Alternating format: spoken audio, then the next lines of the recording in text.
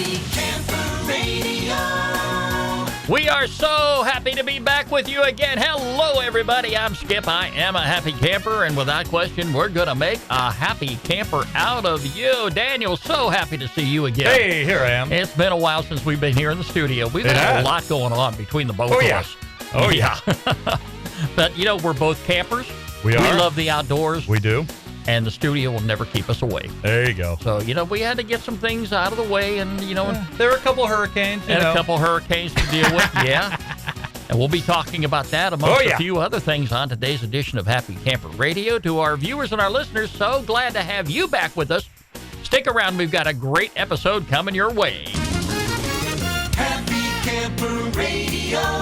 Happy Camper Radio. And without question, the Happy Camper Radio Show can be heard all around the world by great listeners like yourself. You can find us in just about any podcast directory out there. I don't want to name any of them, but I think there's a few more cropping up here every now and then. I've gone to Spotify. Spotify's my go-to. That's your right go-to now. podcast now? It's good. It keeps up with your podcast you listen to, and it's easier because I used to have this other one. It was called Overcast, but sometimes it doesn't download unless you're on Wi-Fi, and if you're on, just cellular, it's like, do you want to do it? And I'm like, just go. I just want to listen to it.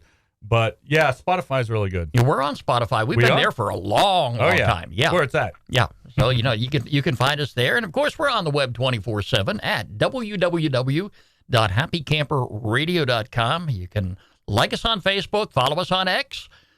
And if you really want to see us do the show right here in the studio, that is the best place to go. It is our YouTube channel. Aha. When you go there and you see that little red box down here in the lower left-hand corner, the right-hand corner, wherever it's at, Daniel, point to it. Yeah, just look at it. It's got a little pup tent inside of it there. Click on that, and you're never going to miss a single episode of the show. Mm-hmm. Okay, well, Daniel... Yeah. The last time we actually got together to do a show, you had to go down to Dragon Con. Oh yeah, wow. Well, that was Labor Day weekend. Yeah, that was nice. And I really expected us to be back in the studio the following week, but because of a number of issues that came up, that didn't happen. I was really hoping to get down to Dragon Con this year too. Yeah. And you said, well, hey, it's every Labor Day weekend. Well, you can buy your ticket now for next year. It only gets more expensive. Here, Daniel, I'm retired. And if I lose track of the weekends and I lose track of Labor Day, something's wrong. Yeah, you had to remind me that Labor Day weekend was coming up. Yeah. Yeah, but I haven't even had time to do any camping here in the past couple once. And the RV sitting out on the driveway, it really depresses me. Mm-hmm. All right, because right about now, all of the local campgrounds that I normally go to, Lake Lanier, Lake Allatoona, Lake Hartwell, those are all closing down for the season. Ugh.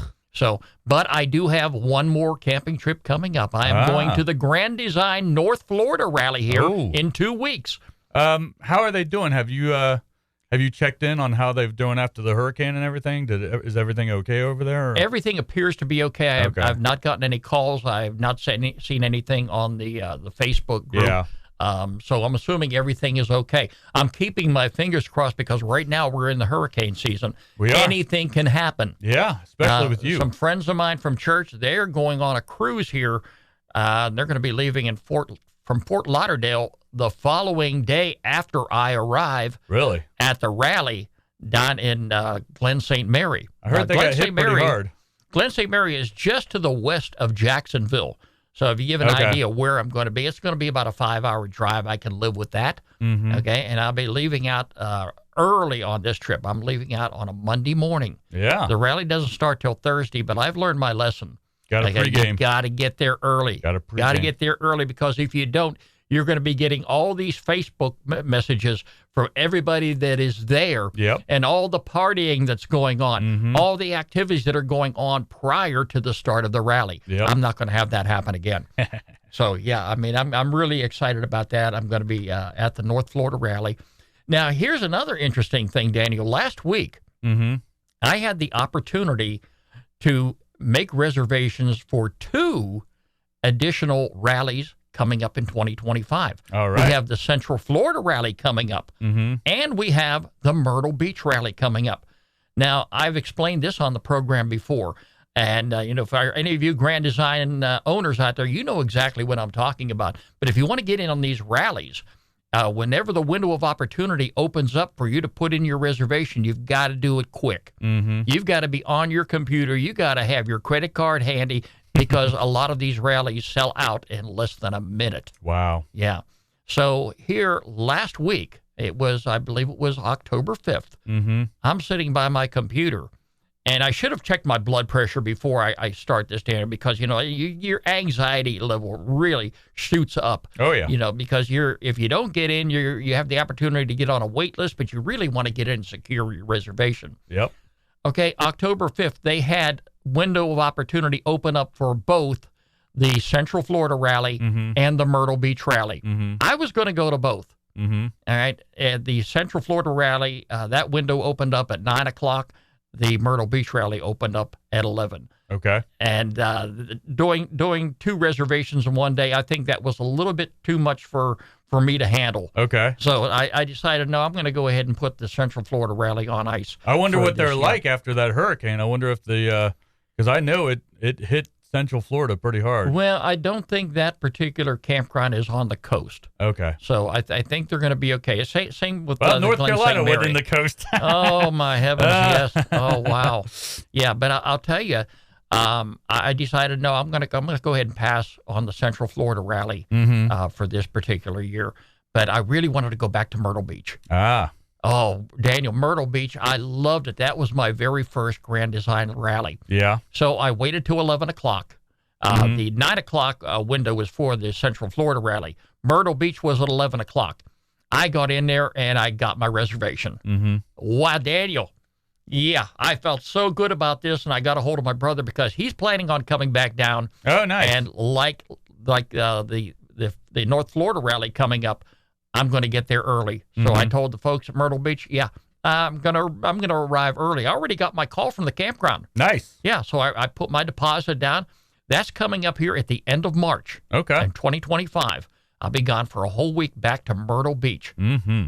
Now, Daniel, it kind of reminds me, you and the missus got an anniversary coming up here real soon. The 20th. It's our 15th anniversary. Yeah, and I congratulations. Thank you. Pass that on to the missus. Yeah. And I'll tell you, Daniel, it kind of made me think here for a moment because when you two got married, you were already living next door to me at the old property. Yep. And you went to Hawaii We did. for your anniversary, and For our marriage. for your marriage, yeah. Okay. And I think you're going to go back someday. Well, so we made a thing where like every 10 years we go to a different island. So back in I think it was 2019 we went to Maui. We got married on Oahu, and then I guess in 5 years, hopefully sooner, because I love it out there. Hopefully we'll be able to go to the Big Island, but that's kind of our thing. So every 10 years, 5 to 10 years, we go to a different island. So that's kind of our thing. Well, what made me bring this up on the show, okay, because I would have congratulated you off camera as well. All right. But this particular rally coming up in Myrtle Beach in 2025 is going to have a Hawaiian theme to it. Oh, They're nice. sectioning off certain areas of the campground to represent islands of Hawaii. Oh, boy. All right, I'm going to go ahead and order my Hawaii shirts. Nice. They're online at the store. I got my Tom Selleck Hawaiian shirt, so. I'm going to probably have to download some Hawaiian music so I can Oh, play yeah. that. It's Play on that Spotify. to my. There's a Spotify Hawaiian list. There's a Spotify list for everything. Yeah, so I'm going to pump those through the external speakers There of you my go. RV. Yeah, but the Transcend Explorer's been sitting out there in the driveway, so lonely, and I'm going to go ahead out there and probably in the next day or two getting it prepared for this coming trip. Cool. And I'm going to have a wonderful time down there. And You could have some decorations, like some Hawaiian decorations there, like some inflatable palm trees or well, I've something. got plenty of time between now and March to go ahead and do that. Yeah. But Cool. it's just, I feel a little depressed because I really wanted to get back up to Lake Lanier real soon. Yep. But I'm going to have to put that on ice until the spring of 2025. But that's okay. There's a lot of camping to look forward to in the future. Yep. A lot of things that I had holding me back are now out of the way. They are. All right. And I don't have that problem anymore. So, the future for me and Sadie to go out there and do camping, we're going to have a wonderful time. Oh, yeah. Now, our friend Gary Sizer, Uh-huh. yeah, he was back in town, Daniel, Yeah. and unfortunately, he was in the path of that hurricane. Oh, yeah. He lives in Asheville, and Hurricane Helene. yeah. Mhm. And we were calling him up there and everything, and he's like, yeah, I'm okay now. But I think it was a couple days later, he calls us and says, I'm out of gas. I was searching for gas the whole day before, and there's no gas anywhere, and all the grocery stores and stuff are closed down. And he was surviving off of all his camping food, and thank goodness, while the storm was going on, someone announced that they were going to turn off the water to his complex. So he had the bright idea to get one of those big old totes and put it in his bathtub and fill up as much water as humanly possible. And so he's been using that to cook with, to flush the toilets, and he's been boiling his water, and he's got all these filters from when you go out and camp, and so he's been fine. It's just the fact that he doesn't have internet, and he's a work from home kind of guy, so he kind of needs the internet, and that water's not going to last forever, and things were kind of dicey then. So but anyway, so he was trying to get out of there because things were looking kind of rough then. So he calls us up, and he says, I can't get out of here. I got no gas because I was looking for gas. So on my off day 2 weeks ago, I go to Walmart, and as I'm going into Walmart, I see this guy with literally 20, 30 5-gallon gas cans. And I'm saying, are there any more? And he says, oh, yeah. And he's like, oh, you going to Augusta? I was like, no, I'm going to Asheville. And he's like, oh, yeah, I'm going to Augusta. So evidently Augusta got hit pretty hard, and he was getting some gas to help people out there. But I got two 5-gallon things, and I had a 5-gallon thing at my house. And, I filled all those up, went up there. And, when I got up there, as I was pulling into his complex, I saw one mail lady delivering the mail, 2 days after a hurricane, because that's what we do at the post office. And then when I was at the complex, there was a guy filling up the CBUs with mail. I was like, well, mail really doesn't stop no matter what. So anyway, so I get there, and he's got all his stuff ready to go and everything, but everyone's outside, they're talking to each other, they're standing on top of a hill trying to get a cell reception, because that's the only place you can sort of kind of get a cell reception. And I told him, I said, let's go a little bit down the street, because I heard some stories about people getting kind of crazy about, gas and stuff like that. So we went a little down the street, and I filled them up, and we came back. And as I was going up there, I was going to refill my my truck in Greenville, but I was like, no, I'll just go all the way through. But by the time we started going back, it must have been like 100-mile radius of, his place. There was no gas. And thank God I brought as much as I did.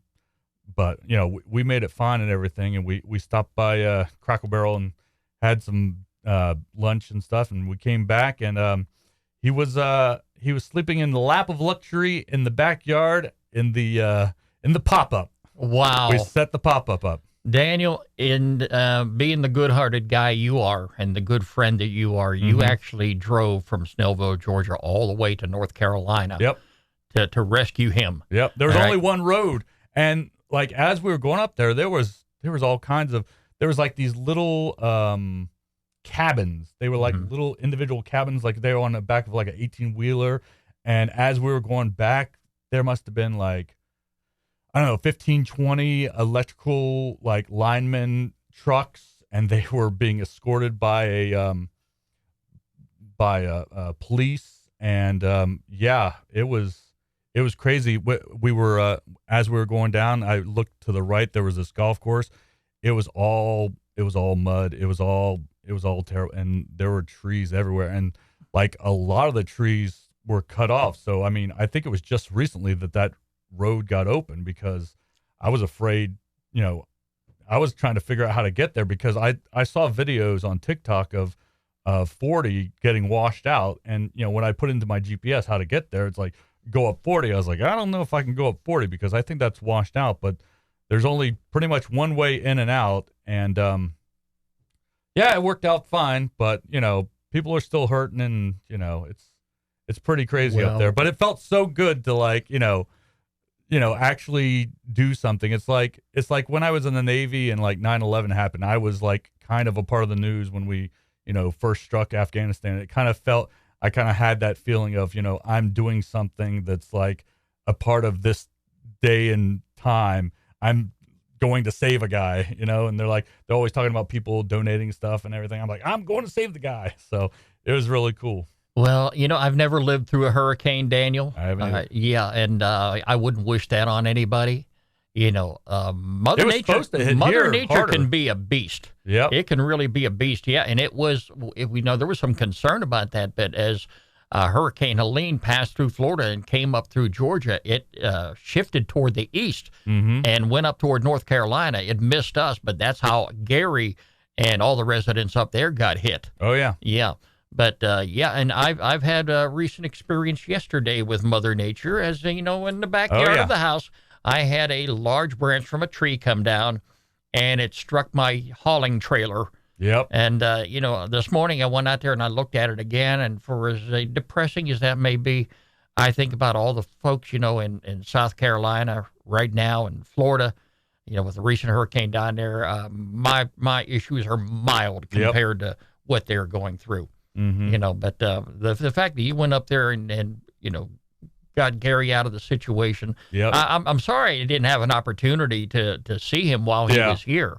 But we had some fun. We'll cross paths again. We actually we went to trivia one night, and we got we won second place, and we went to an escape room on, I think, the day before we left on Friday.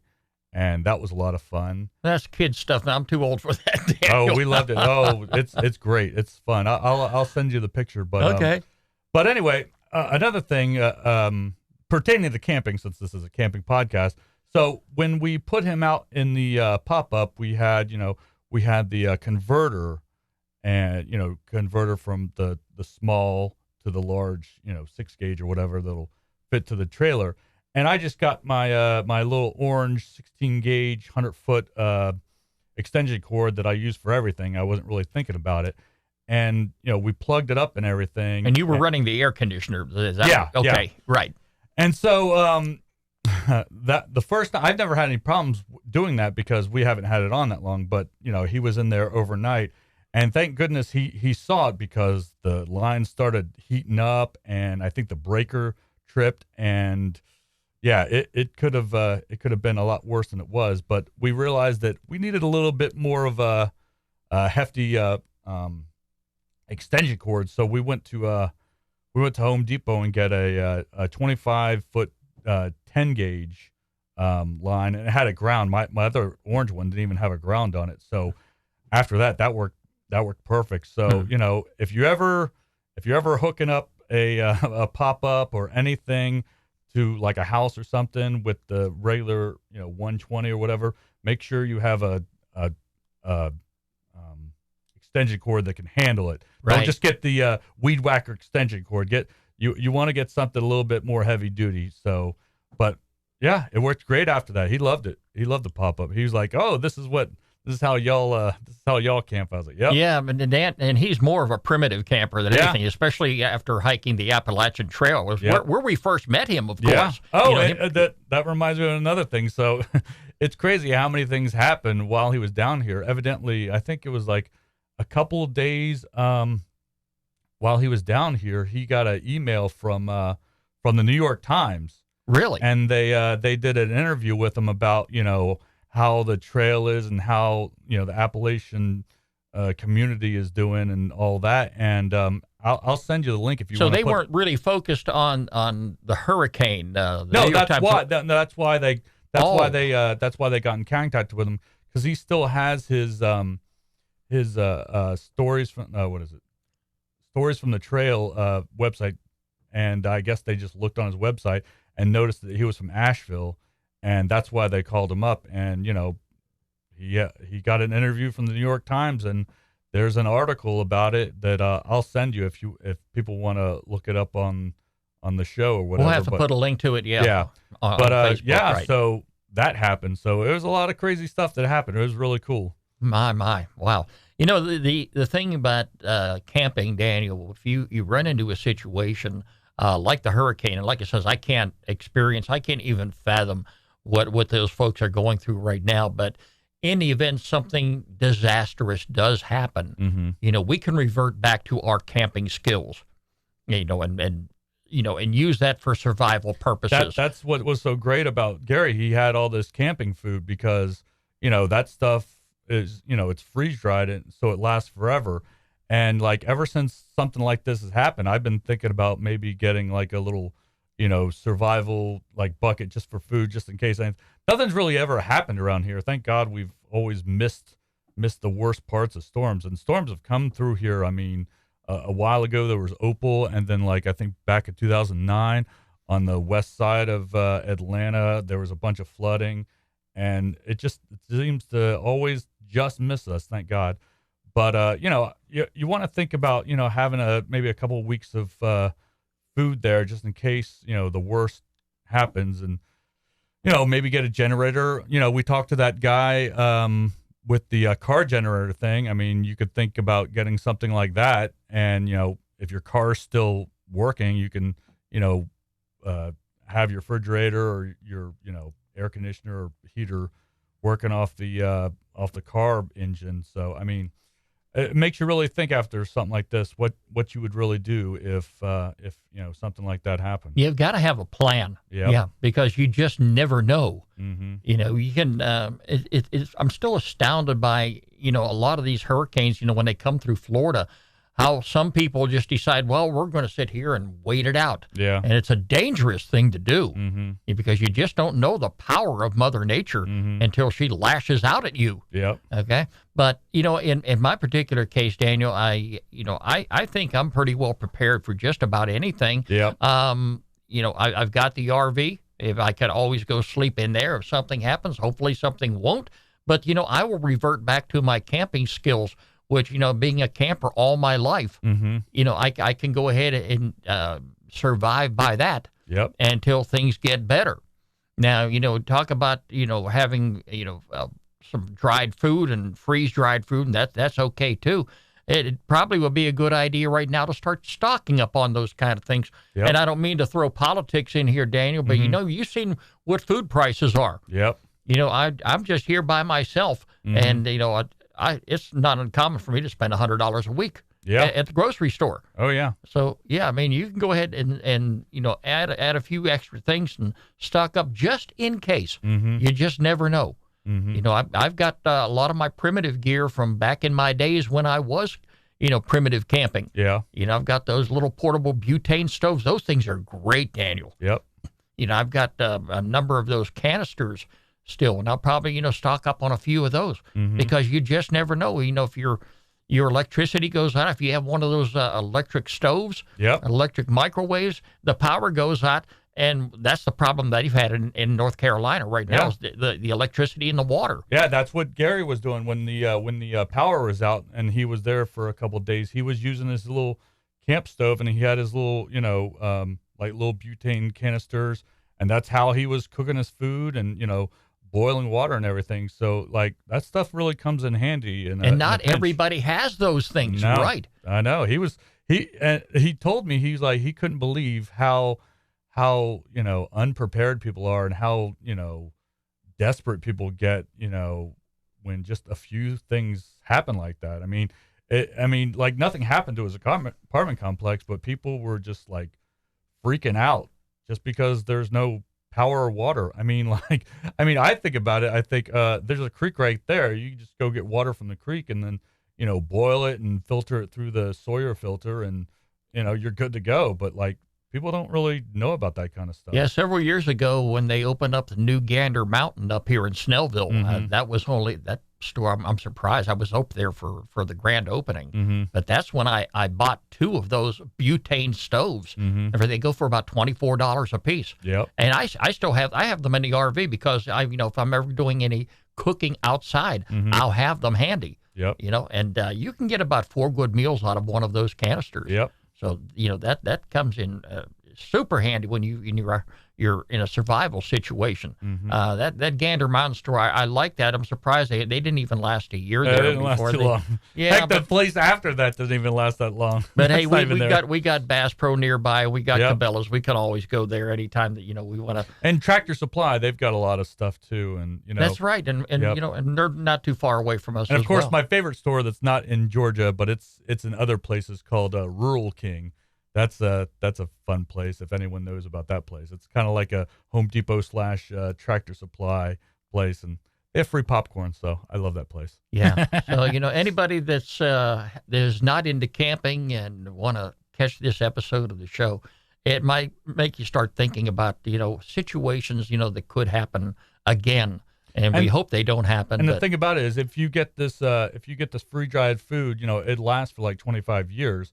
So say 20 years goes by and you never use it, you just eat it and just buy another one for another 25 years. So it's not like you're wasting your money. It's not.